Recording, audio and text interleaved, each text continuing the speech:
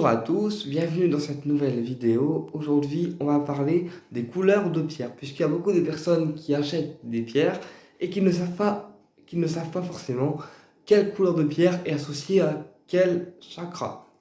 Donc, je vais vous expliquer de manière simple avec quelle couleur de pierre on pourra travailler sur les chakras. Donc, déjà, tout ce qui est pierre noire, ça va être des pierres d'ancrage, d'enracinement, et donc ils vont vous permettre d'être bien ancré dans la vie terrestre et dans la matière. Donc tout ce qui est pierre noire, ça va aider en fait à être bien ancré dans la matière. Ça peut aussi être des pierres de protection, ou pour d'autres pierres noires comme l'obsidienne œil céleste par exemple, ça va être des pierres plus d'introspection, d'accord? Mais toutes les pierres noires sont des pierres d'ancrage, d'introspection et de protection. Toutes les pierres jaunes, comme ici la citrine que je porte quasiment tous les jours, c'est une pierre jaune, elle est donc reliée au plaisir et donc au plexus solaire, ici. Puisque le plexus solaire, c'est le chakra des plaisirs. Donc aussi bien plaisir physique, plaisir de s'acheter quelque chose ou plaisir simple. D'accord? Toutes les pierres rouges, eux, ils sont liés au ventre, d'accord? Au ventre, au sexe, et au sang, puisque toutes les pierres rouges vont être des pierres qui vont être chaudes et donc reconnues pour booster en fait. Alors la citrine est également une pierre chaude puisqu'elle a une couleur en fait orange, mais tout ce qui va être orange et rouge vont être des pierres chaudes. Donc tout ce qui va être orange, comme la citrine et l'ambre par exemple, ou la calcite orange, vont connecter en fait le plexus solaire. D'accord? Tout ce qui va être rouge, ça va connecter le ventre, donc les peurs, l'organe sexuel, et ça va connecter aussi les jambes, puisque c'est les pierres de force, les pierres rouges, et le sang, donc la circulation sanguine. Euh, tout ce qui va être violet, ça va connecter donc le chakra couronne, d'accord, donc la tête, ici. Ok? Mais ça va aussi être des pierres anti-angoisse. Donc, qui vont venir en fait choper les angoisses avant que ça vous atteigne trop fortement. Mais tout ce qui est en fait pierre violette, ça va connecter directement le chakra couronne. Tout ce qui est pierre rose et verte, ça va connecter le chakra du cœur, d'accord? Puisque le vert, c'est une couleur de guérison, mais c'est également la couleur du chakra du cœur, d'accord? Et donc tout ce qui va être vert et rose, ça va apaiser le chakra du cœur et donc travailler directement le chakra du cœur.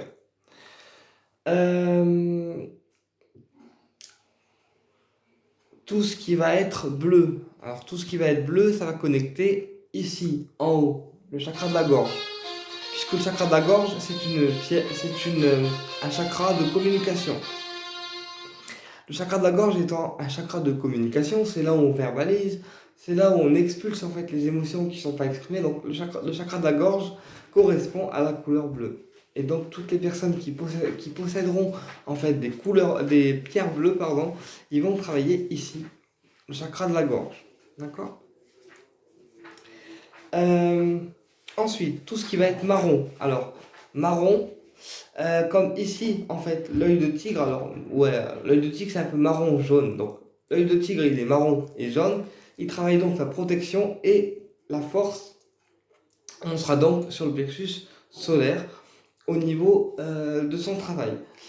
Par contre, tout ce qui est marron, du genre le bois fossile ou aussi bois fossilisé, d'accord, ou encore le Palo Santo, on travaillera plus sur l'ancrage et la protection. Mais tout ce qui est marron, en fait, marron purement, ça travaillera l'ancrage.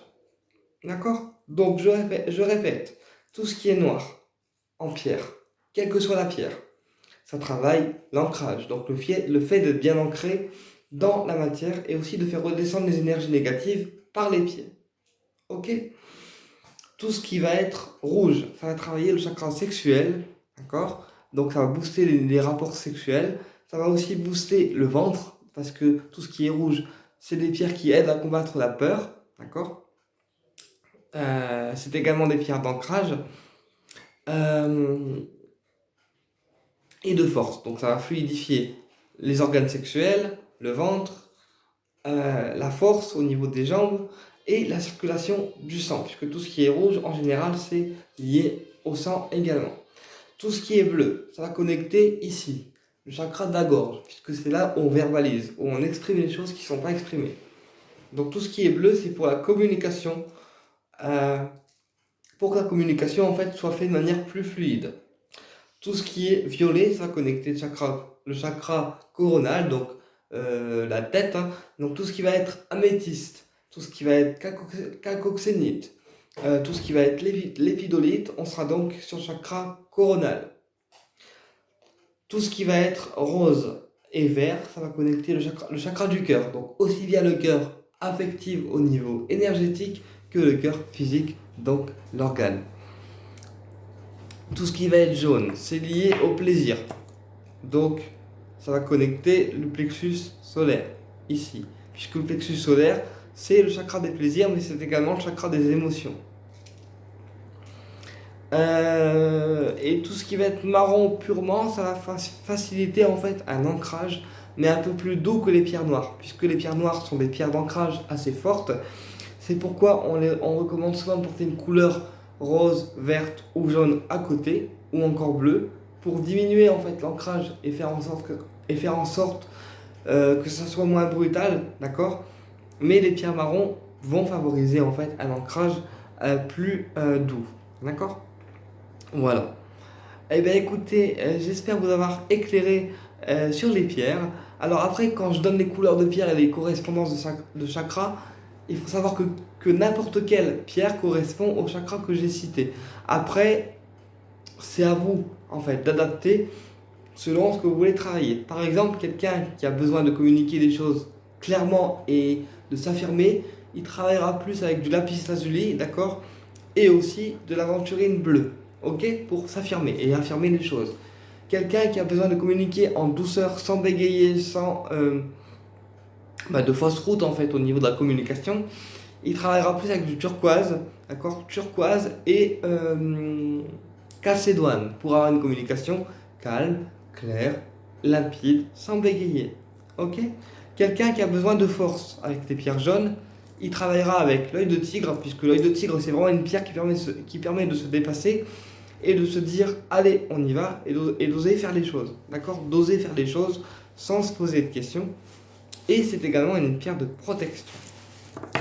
La citrine ici, donc là les personnes qui travaillent avec la citrine, c'est des personnes qui ont besoin de voir les choses de manière positive, donc les personnes qui ont besoin de retrouver de la joie, d'accord. Donc toutes les personnes qui bossent avec la citrine sur eux, c'est des personnes qui ont besoin de retrouver la joie de vivre, donc le côté solaire, le côté on y va, on est content, on est heureux et tout va bien. Ça, c'est la citrine.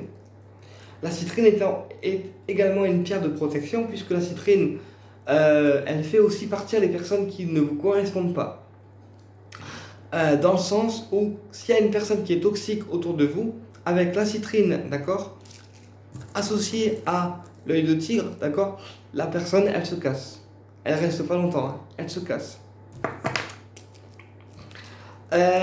Ensuite, au niveau des pierres roses, donc pour ceux qui ont besoin de travailler plus le chakra du cœur au niveau affectif, il va travailler avec le quartz rose, d'accord, qui va être le doudou au niveau affectif, au niveau du cœur, d'accord, et il va travailler avec la randonite, qui permettra de réouvrir le cœur affectif après avoir été blessé,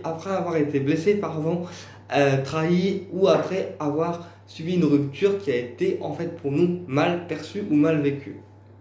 Donc pour les personnes qui ont besoin de travailler plus le côté réouverture du cœur, on travaillera avec le quartz rose, d'accord, la randonite et aussi la kunzite pour élever la vibration au niveau de l'amour. Pour les personnes qui ont besoin de bosser par exemple le trouble cardiaque, la circulation du sang, etc., il bossera avec l'aventurine verte, donc pierre du cœur, qui va aider à ralentir les battements du cœur et du coup aussi apaiser le stress, d'accord. Il travaillera également avec la pierre soleil qui va éviter, elle, les crises cardiaques, et donc on sera donc sur une pierre rouge légèrement pailletée, d'accord. Donc on est bien sur le chakra en fait